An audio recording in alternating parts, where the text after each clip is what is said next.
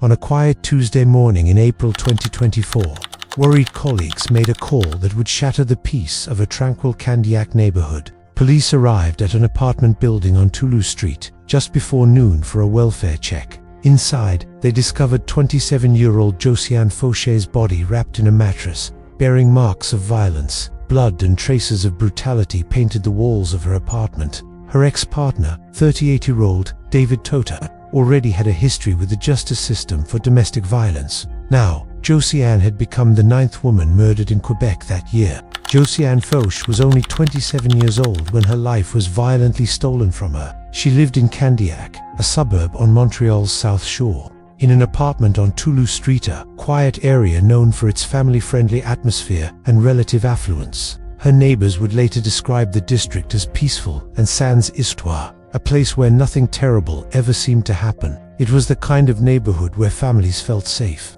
where children played outside, and where people knew their neighbors. Josianne was the kind of person whose absence was immediately noticed. When she failed to show up for work, her colleagues grew concerned. They knew this wasn't like her. Their worry escalated quickly enough that they contacted authorities to request a welfare check. This simple act of workplace concern would lead to the devastating discovery that Josianne was already gone. Those who knew Josianne mourned her loss deeply. Her mother's grief poured out on social media, expressing the unbearable pain of losing a child far too young. She described Josianne as their baby girl and lamented that she didn't deserve to leave so young.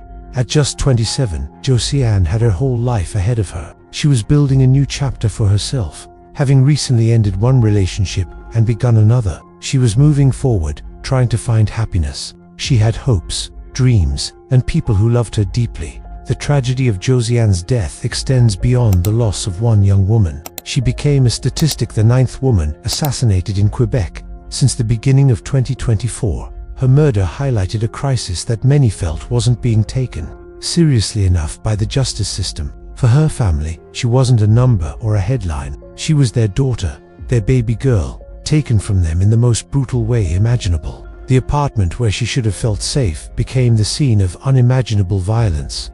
On April 9, 2024, Josianne Faucher's colleagues realized something was wrong. She hadn't shown up for work, and attempts to reach her had failed. Concerned for her safety, they contacted the Roussillon Intermunicipal Police just before noon, requesting officers check on her welfare. When patrolling officers arrived at the apartment, they entered Josianne's unit and discovered a scene of horror. Josianne's body had been wrapped in a mattress, a grotesque attempt to conceal what had happened. As officers processed the scene, the evidence of violence became undeniable. Her body bore visible marks of brutality. Blood stained the apartment. Traces of violence were scattered throughout the dwelling, telling a silent story of Josianne's final moments. The scene was so disturbing that the investigation immediately shifted from a wellness check to a suspicious death inquiry. Within hours, as investigators analyzed the evidence before them, it became clear this was a murder. The provincial police, the Sûreté du Québec, took over the investigation given the severity of the crime. While investigators believed they understood what had happened based on the scene evidence, they needed official confirmation. An autopsy was scheduled to definitively determine the cause of death. But for those first responders who entered that apartment, there was little doubt about what they were looking at. This was a homicide, committed with brutality, in a place where Josianne should have been safe. The quiet neighborhood of Candiac, where families raised their children in peace, had become the site of a brutal domestic murder. A relative identified Josianne Faucher's body, confirming investigators' worst fears. The Sûreté du Québec immediately began questioning a person of interest, man whose connection to Josianne would soon become clear. While police initially refused to confirm the exact nature of his relationship with the victim, sources identified him as her ex-conjoint, her former partner. The man was 38-year-old David Tota, a resident of nearby Provincial. As investigators dug into his background and his relationship with Josianne, a troubling picture emerged. This wasn't a random act of violence. This wasn't a stranger who had broken into her apartment. The Bureau of the Director of Criminal and Penal Prosecutions would later confirm what investigators suspected from the beginning.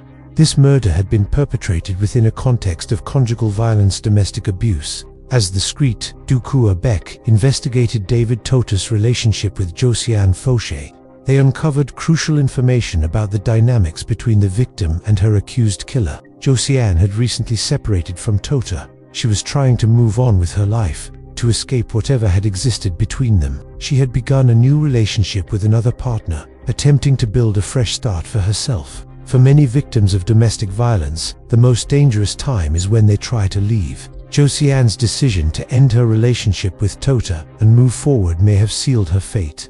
The investigation also revealed that David Tota's violence toward intimate partners wasn't new. He had a documented history with the justice system related to domestic abuse. In 2016, 8 years before Josianne's murder, Tota had faced several criminal charges, particularly for committing assault in a context of conjugal violence. Here was a man who had been identified by the system as dangerous to his partners, someone whose violence had escalated to the point of criminal charges. The outcome of those 2016 charges, however, tells a troubling story about how the justice system handles domestic violence. Despite facing multiple assault charges in a conjugal violence context, David Tota was acquitted of all charges. He walked away without a conviction. The only consequence he faced was agreeing to sign a peace bond for 1 year, commonly known as an 810 engagement to keep the peace. Additionally, an interdiction prohibiting him from possessing weapons was imposed. For the woman who had been his victim in 2016,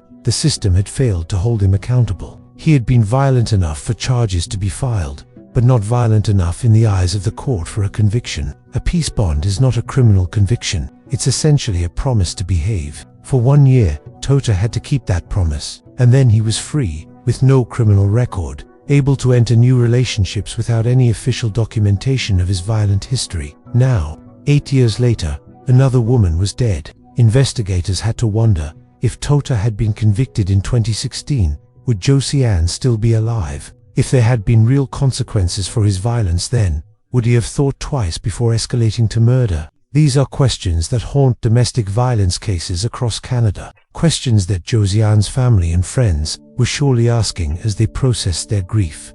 The evidence investigators gathered painted a clear picture of what had happened. David Tota was formally charged with second-degree murder, meurtre non prémédité in French. Second-degree murder means the killing was intentional but not planned in advance. Whatever happened in Josianne's apartment on Toulouse Street, prosecutors believed Tota had deliberately killed her, even if it wasn't premeditated. On the Wednesday following the discovery of Josianne's body, David Tota appeared before a judge via video conference at the Longueuil courthouse. He remained detained, held in custody while awaiting the continuation of legal proceedings. The case was scheduled to return to court on Friday, beginning what would likely be a long journey through the criminal justice system.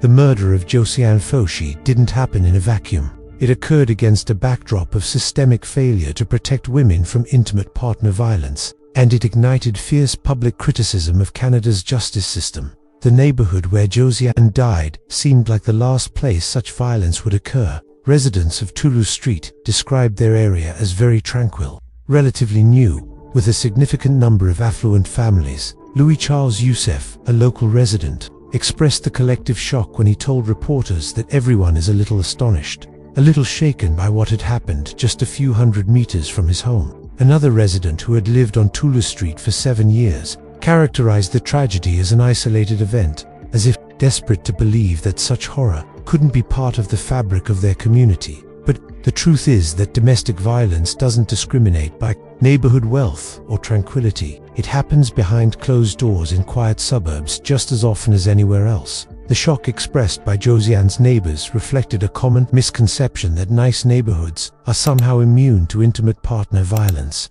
Josianne's murder shattered that illusion for the residents of Toulouse Street. The public reaction to Josianne's murder was swift and angry. Comments on social media revealed deep frustration with a justice system that many felt was failing to protect women. One person stated bluntly that the crime makes me want to vomit.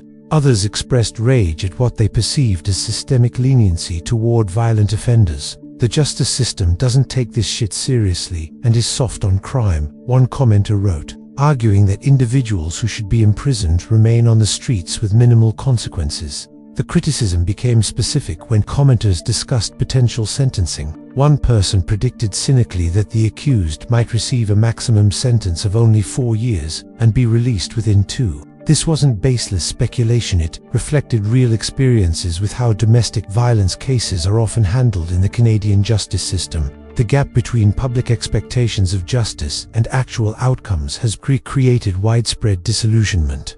The discussion expanded to include other high-profile cases that had enraged the public. Guy Turcotte's name came up repeatedly. Turcotte had brutally murdered his own children, yet initially received what one commenter called a slap on the wrist.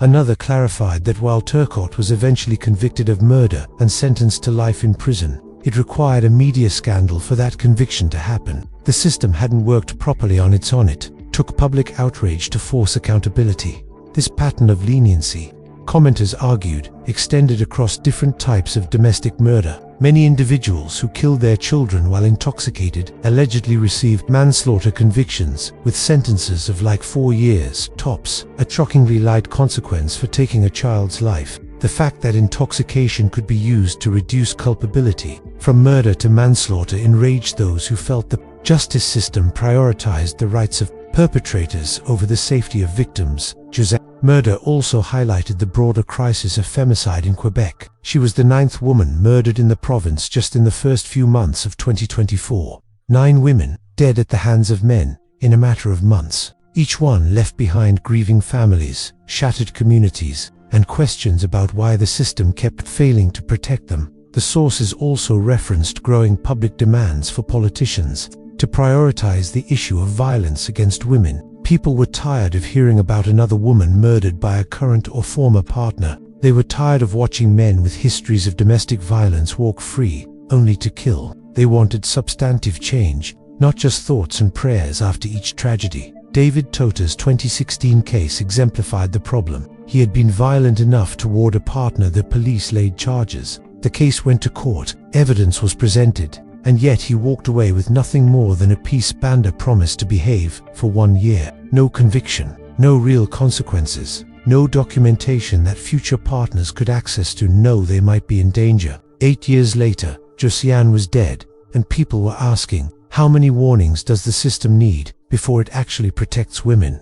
The circumstances of Josianne Faucher's murder suggest that whatever happened occurred in her own apartment, the place where she should have been safest. The fact that her body was found wrapped in a mattress indicates that the killer took time after her death to attempt concealment. This wasn't a crime where the perpetrator panicked and fled immediately.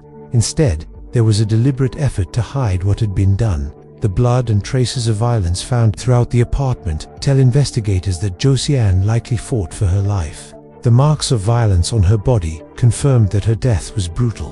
Whether David Tota arrived at her apartment uninvited or whether Josianne had allowed him in, the relationship between the victim and accused meant this wasn't a random home invasion. This was intimate partner violence escalated to its most fatal conclusion. The timing of the murder is significant. Josianne had recently left Tota and started a new relationship. For abusive partners, the loss of control when a victim leaves can trigger extreme violence. Statistics consistently show that the period when a victim leaves an abusive relationship is the most dangerous time. Tota may have been unable to accept that Josianne had moved on, that she was building a life without him. His 2016 history of domestic violence demonstrated a pattern of controlling and violent behavior toward intimate partners. When Josianne exercised her right to leave and find happiness elsewhere, that control was threatened.